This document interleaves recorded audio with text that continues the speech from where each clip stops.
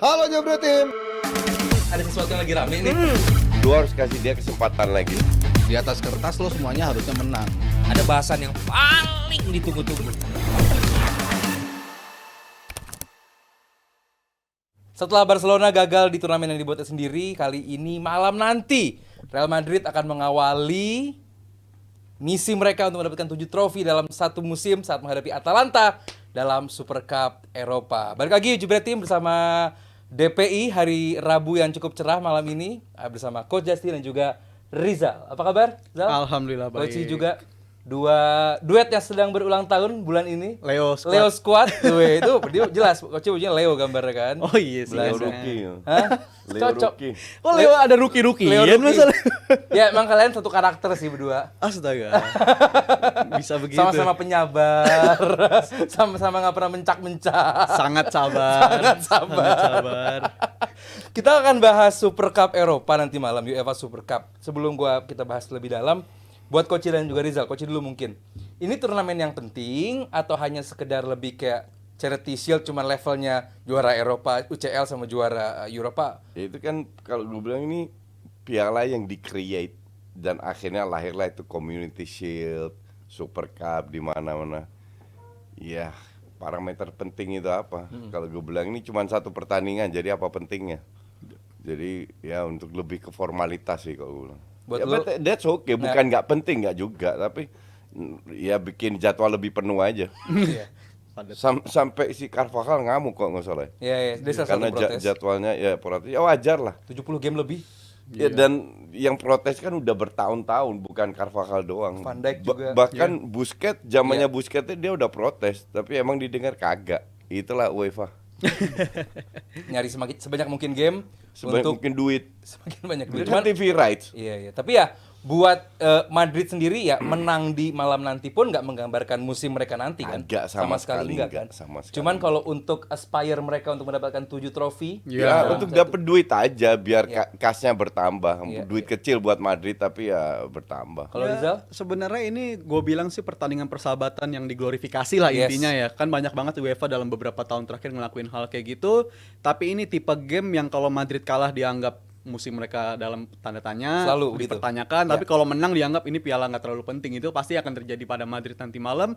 Tapi ya selain misi 7 trofi dalam satu musim, mereka kan juga punya misi untuk menjadi tim terbanyak menangin Super Cup kayak Yes. begini nih. Jadi menurut gue itu sesuatu yang mereka akan pantau.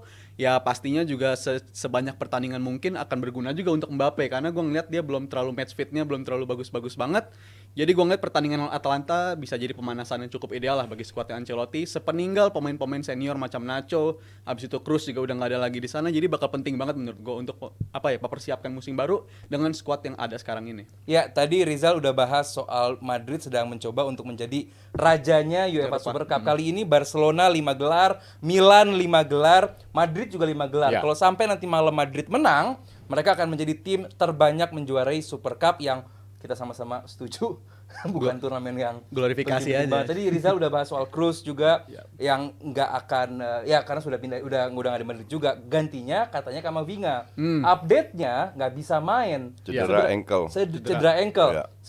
Seberapa penting Nggak tanpa ngaruh. Kamavinga?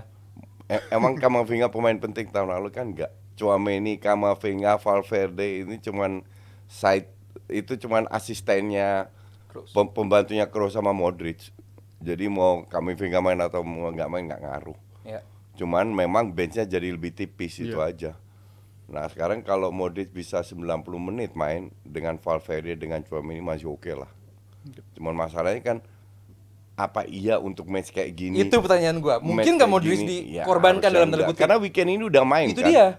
Start Ya, Kayaknya nggak akan dimainin juga deh Ya, Modric. gue rasa nggak dimainin. Gue rasa untuk Ancelotti ini juga ya nice untuk menang, tapi kalau nggak menang santai aja. Even tanpa Modric Even pun. tanpa Modric pun harusnya tetap bisa menang. Ya, ya.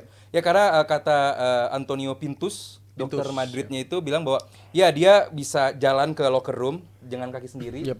Ini bukan cedera yang panjang, jadi mungkin nanti di weekend juga udah bisa dimainkan. Cuman kalau untuk dimainkan di laga malam nanti terlalu Tusul. riskan. Nah kalau menurut Rizal sendiri, skema tengahnya Madrid tuh gimana sih sebenarnya? Sepeninggal Kroos ya tadi lu Nah, udah buka. sepeninggal Cruz dan kayaknya kelihatannya Madrid nggak akan nyari pengganti dalam aktif transfer di sisa 3 minggu ini ya. Jadi menurut gue pemain yang ada sekarang akan dimanfaatkan untuk gantiin peran Cruz, dan kalau ditanya siapa yang akan dapetin peran kayak gitu, gue sih ngeliat Bellingham mungkin yang akan main agak dimundurkan dengan opsi di lini depan udah setebal itu. Udah ada Mbappe, Vinicius, Rodrigo yang kemungkinan menurut gue akan start bersamaan. Menurut gue akan sangat make sense untuk memainkan Bellingham jadi part dari 3 di tengah itu, dan mereka juga memiliki kualitas. Bellingham kan di tahun 2024 ini jumlah gol dan asisnya sebenarnya menurun dibandingkan pada musim pertamanya dia, tapi keterlibatan dia di atas lapangan itu makin meningkat. That's why gue mempertimbangkan kayaknya dia cocok menjadi penggantinya Kroos walaupun nggak like to Beda like. beda lah. Makanya coach bukan like to like tapi Ya, gantiin kalau peran like gitu to like aja. kenapa lu bilang pengganti kan nggak jelas juga lu. Bukan ganti peran tapi asal Apa dong? Nah, terus nama enggak dia di tengah pertanyaan gitu kan loh. yang ganti peran Kroos siapa? Gue pilih Bellingham tapi nggak akan seperti Bellingham seperti Lah, Kroos yang itu kontrol. bukan penggantikan. Jadi waktu ada Kroos pun Bellingham tetap main. Jadi Tapi kan lebih tinggi biasanya dia. Tapi Ya, sekarang memang. kalau gantiin peran Kroos, gue sih milih Bellingham. Walaupun akan mengorbankan jumlah gol dia mungkin, tapi ya enggak juga untuk jauh lah.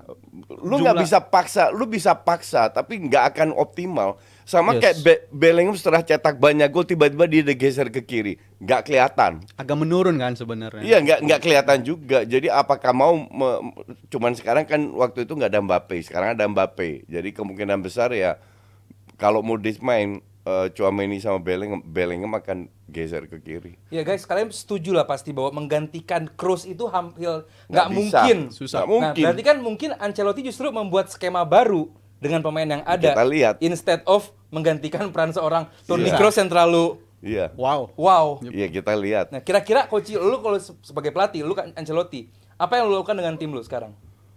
Yang jelas Mbappe harus main, Vinicius harus main. Ya. Nah, kalau di depan Rodri artinya di tengah jadi 3, harus ada korbankan ya. Kemungkinan besar Bellingham yang mengorbankan posisinya. Kalau Modric main pasti digeser ke depan. Nah, bisa nggak Bellingham? Ya nggak tahu. Kalau bisa pun levelnya masih di bawah Kroos. Ya. Itu yang terjadi. Siapa trio di tengah berarti? Tricky ya. Tchouaméni, Bellingham sama Modric depannya. Kalau gue sih agak beda satu pemain dong. Menurut gue yang paling penting tuh Valverde juga dalam soal daya jelajah dia dalam Ya, sistem atau Ancelotti. Valverde. Cuman DM lu siapa? Kalau lu udah pasang Modric, Bellingham sama Valverde nggak ada itu dia DM-nya. trikinya nyari balance-nya itu. Makanya gue Ya Tchouaméni doang. pilihan gue Tchouaméni dan Valverde yang must start untuk Madrid di musim yang baru itu. Dua pemain itu, dan salah satunya ini gue pilih Bellingham. Tapi kalau untuk pertandingan nanti malam mungkin Bellingham faktor fitnessnya dari Inggris dia kan sampai final segala macam belum terlalu fit. Ya gue sih memikirkan ntar malam kayaknya Modric aja dulu, faktor dia pulang lebih cepat bersama Kroasia, dan ini tim yang lawan yang mereka hadapin ini kan tim yang juga fitness level intensitasnya tinggi banget sebenarnya. Nah, Jadi ini kita menurut lihat, gua teman-teman. harus hati-hati banget Line sih. up kemungkinan dari line up kedua tim. Nah, itu Tchouaméni, Valverde Ya, di bisa. tengah, Bisa, Bellingham. Ya mungkin di sini seperti nomor 10 ya, Ya. cuman pasti akan sejajar juga Jal ya. Bakal geser Iya. segala macam, dan ini akan tricky sih karena musim lalu pun juga kalau ada Camavinga kelihatannya lebih nyaman Madrid sebenarnya, walaupun dibilang penting gak penting, tapi secara natural dia bisa nge-cover area back kiri juga, di tengah dia juga bisa ngisi. Emang Jadi Bellingham menurut gua nomor akan 5 ya? ini. Nomor 5 dia, nomor 5 5. kayak Zidane. Baru tahu gue. Iya, ya nomor punggung 5. Dan ini ya opsi terbaik sih sebenarnya. yang Coach lu dimiliki setuju Madrid. ini opsi terbaik untuk Madrid? Enggak, opsi terbaik ya tetap ada Modric. Cuman Modric, kalau gue bilang opsi terbaik Bellingham, Tchouaméni sama Modric. Bellingham? Cuman gue sangat paham juga kalau Modric nggak dimainin. Ya. Iya. Nah, Dan lini depan kalau deh. Bellingham nggak dimainin, gue ngerti juga.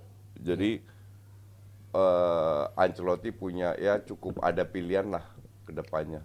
Yang gue pengen tahu itu si Endrick yang digadang-gadang, wah manusia hebat main di timnas bla bla. Laga malam ini harusnya Ya, menjadi mau gantiin siapa? Ngantri mungkin nggak- lama itu. Mbappe juga ngapain dimainin sebenarnya Iya, Mendingan Endrick. Lu coba aja nggak mainin Mbappe. di kompetisi ya, di Super Cup. Gue rasa tetap perlu Ya dimainin. Super Cup mungkin bisa, cuman Liga nanti. Nah, Liga pasti buat Mbappe gitu kan. Makanya. Nah, Endrick kemana? Nah, itu dia. Endrick, Mbappe, Rodrigo, terus juga Iya, Vinicius. Ini Ada Guler, jangan lupa. ada Guler. Ini nggak Brahim. mudah loh, guys. Memang enggak. Tapi- Pasti ada yang ngambek. Tapi ada yang ngambek. Siapa Kyo kira-kira? Ya kalau berdasarkan musim lalu, ya Rodrigo, Vinicius sama Mbappe. Rodrigo, Trio. Vinicius. Itu Ya. itu paling aman ya. Itu paling aman karena mereka udah terbukti. Endrick sama Arda Güler kan belum terbukti. Baru pelan-pelan dirotasi. Tapi kalau Mbappe on fire, ya Endrick nggak akan dapat jam. Tapi kalau Mbappe nggak on fire, diganti terus, ngambek juga. Ini yang repot Iya. kalau lu punya banyak Nah, bintang. bahas on fire. Di mana dia on fire? Kiri, depan, kanan? Gue bilang di kiri, tapi nggak mungkin.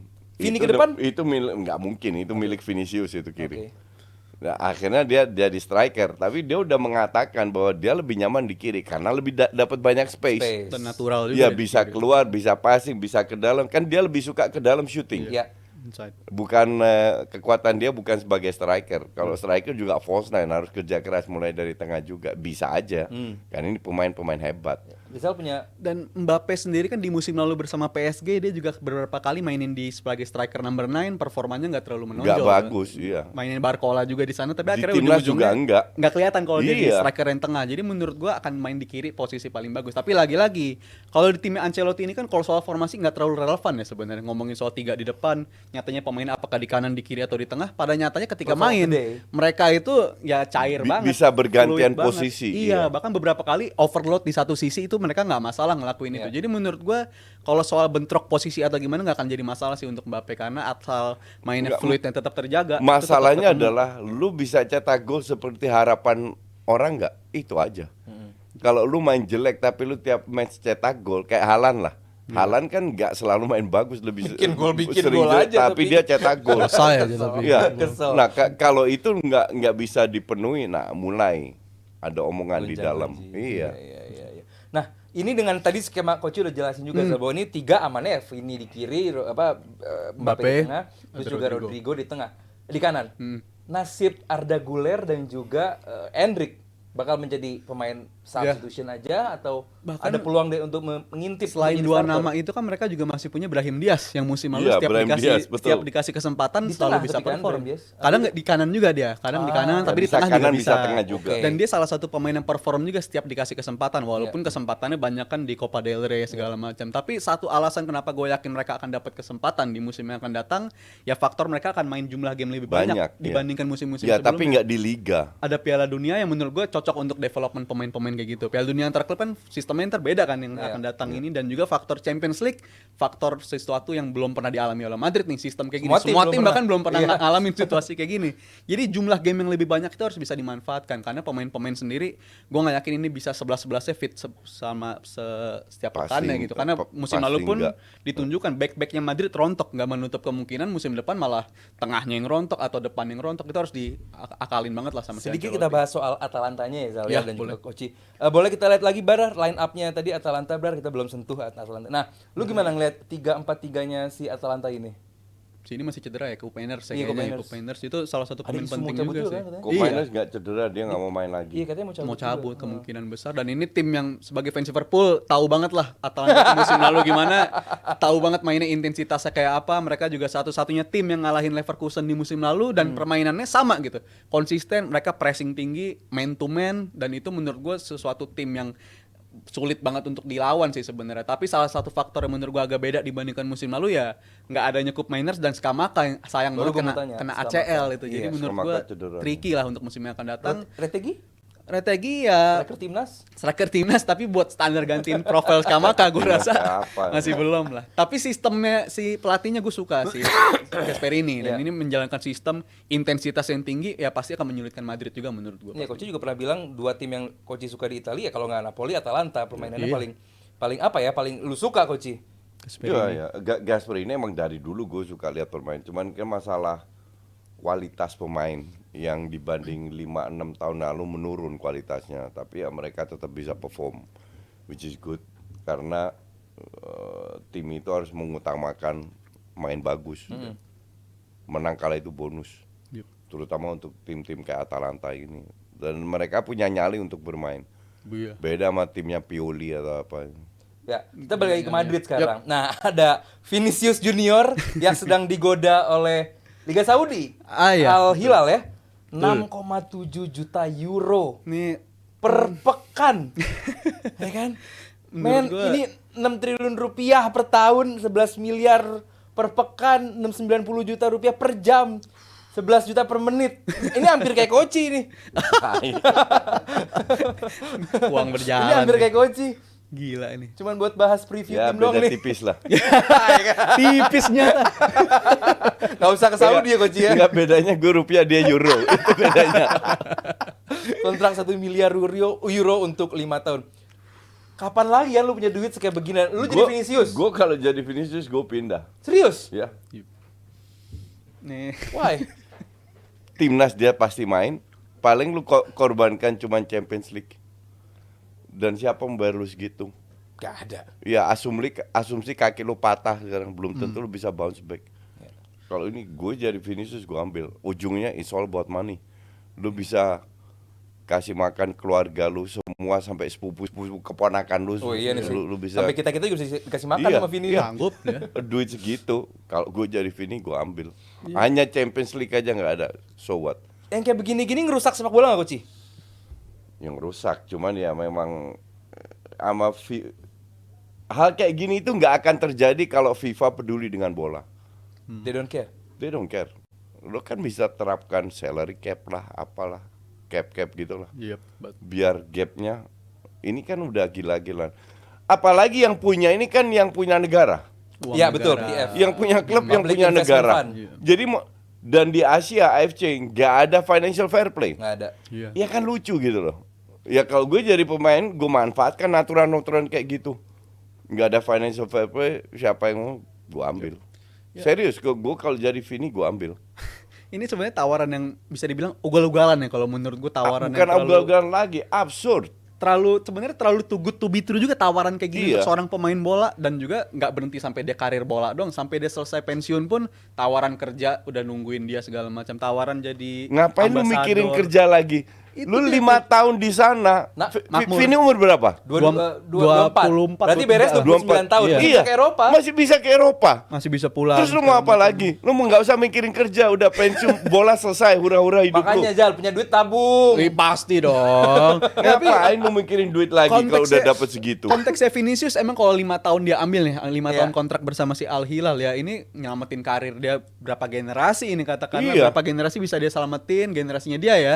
Ini karena lebih besar, kurang lebih 11 sampai 13 kali lipat dibandingkan gaji dia di Madrid yang which is udah dan tinggi juga. Madrid juga untung dapat Banyak duit space. banyak, iya. Mbappe ada segala macam, Mbappe dan ada dia Iya, sebenarnya di bisa beli level Haaland. Dan lu udah punya si Mbappe di kiri, Ada space. mainin Endrick. Iya. Dan gua sih tertarik respon si Vinicius akan tawaran kayak gini ya, karena secara faktor pendapatan dia secara trofi dia udah dapetin semua kan di bersama Madrid. Iya, Liga udah dapet, betul. Copa Champions League nunggu, udah 2 kalau nggak salah, Liga atau udah 3. dapet. Iya, bahkan dia peran FIFA. penting di Iya. final 2 Champions League. Jadi menurut gua akan goyangannya bagi dia, tergodanya bakal luar biasa sih sebenarnya. Apalagi bukan mendiskreditkan pemain-pemain Amerika Latin, tapi kita tahu sendiri pemain Amerika Latin biasanya Nggak kalau mau- sampai usia-usia menjelang 30 tuh biasanya agak menurun. Tapi dan ini tawarannya datang di usia 24, tawaran uang sebesar ini tawaran yang bisa ditolak apa enggak nih menurut Lu gua. Jadi nonton Amerika Latin yang baru 10 tahun terakhir kali.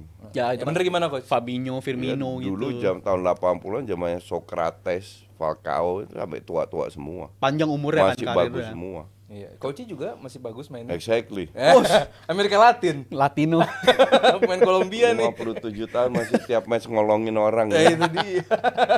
Gue belum pernah jadi korban kolong, belum pernah. Lu pernah? Belum pernah. Nanti. Simpen. Nah, gini balik lagi ke si Vinicius ini. Tadi Rizal udah bahas soal dari agentnya tidak menjawab Zal waktu Iya. ditanya kemungkinan dia ke Al Hilal atau enggak, dia menolak untuk menjawab agentnya. Berarti kan bikin ngambang nih bahwa Iya, bahwa betul. kalau Madrid jelas-jelas Iya. dengan kita datang Mbappe pun kita nggak ada urgensi untuk menjual Vinicius. Yep. Kita nggak pernah ada Ya, pembahasan untuk menjual Vinicius. Tapi kalau pihak agentnya nggak menjawab Koci. Ya itu kan cyber dari Madrid. Itu cyber. Madrid ini pinter semua. Mereka bisa sukses bukan karena pelatihnya hebat. Mereka sukses karena pembelian pemainnya hebat. Scoutingnya Madrid luar biasa, presidennya luar biasa. Pelatihnya so-so aja. Wah. Ya iyalah, come on. Lu Come kalau on, masih Coach. bilang Come on juga Coach. Ancelotti. enggak, udah lagu ya selalu dah lu terlalu rookie. Enggak, I'm not going to waste diskusi sama kalian, oke? Oke, Lu oke. enggak beda pendapat, gue bisa terima kan lu masih rookie kalian berdua untuk gue. Intinya adalah karena mereka scoutingnya dan presidennya hebat untuk beli pemain. Emang lu pikir Ancelotti gue mau Mbappe? Kagak ada ngomong-ngomongnya dia mah. Ya, Dia cuma dikasih. Dan scoutingnya ini kan juga scouting yang mau belajar juga. Iya. Dia pernah error, di Hazard error. Dan ini segala kan macam. bukan pertama kali, kedua kali. Mereka sering beli Iya. pemain bagus walaupun ada errornya kayak Hazard error. Tchouaméni untuk gue 100 juta kemahalan belum terbukti. Kamavinga juga masih nggak konsisten. Tapi it's okay lah. Dalam arti tetap mereka punya banyak pemain hebat berkat scouting, bukan pelatihnya siapapun. Itu bener. Jadi kalau menurut Coach lu jadi Vinicius ambil jelas ya untuk Ambil untuk Al Hilal ini. Jadi Vinicius, jadi Real Madrid, everybody happy nih. Iya, iya. Madrid pun nggak kehilangan. Ada Mbappe, ada Endrick atau siapapun lah, Rodrigo, ada Guler. Take it.